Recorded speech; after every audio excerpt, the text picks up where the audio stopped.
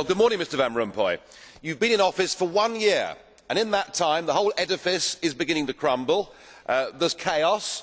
The money's running out. I should thank you. You should perhaps be the pin-up boy of the Eurosceptic movement. But just look around this chamber this morning. Just look at these faces. Look at the fear. Look at the anger. Poor old Barroso here looks like he's seen a ghost. You know, they're beginning to understand that the game is up, and yet in their desperation to preserve their dream, they want to remove any remaining traces of democracy from the system. And it's pretty clear that none of you have learned anything. You know, when you yourself, Mr Van Rompuy, say that the euro has brought us stability, I suppose I could applaud you for having a sense of humour, but isn't this really just the bunker mentality?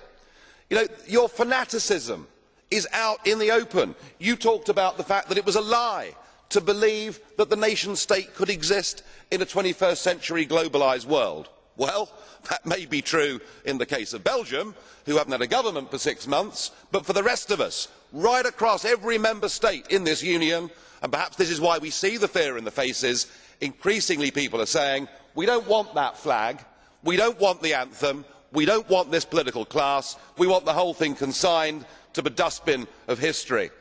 And we had the Greek tragedy earlier on this year, and now we have the situation in Ireland. Now, I know that the stupidity and greed of Irish politicians has a lot to do with this.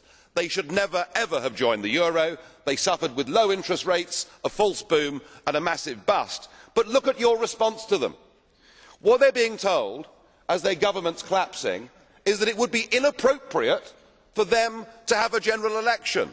In fact, Commissioner Rehn here said they had to agree their budget first before they'd be allowed to have a general election. Just who the hell do you think you people are? You are very, very dangerous people indeed. Your obsession with creating this euro state means that you're happy to destroy democracy. You appear to be happy for millions and millions of people to be unemployed and to be poor. Untold millions must suffer so that your euro dream can continue. Well, it won't work, because it's Portugal next. With their debt levels of 325% of GDP, they're the next ones on the list, and after that I suspect it will be Spain. And the bailout for Spain would be 7 times the size of Ireland, and at that moment all of the bailout money has gone. There won't be any more. But it's even more serious than economics, because if you rob people of their identity, if you rob them of their democracy, then all they are left with is nationalism and violence. I can only hope and pray that the euro project is destroyed by the markets before that really happens.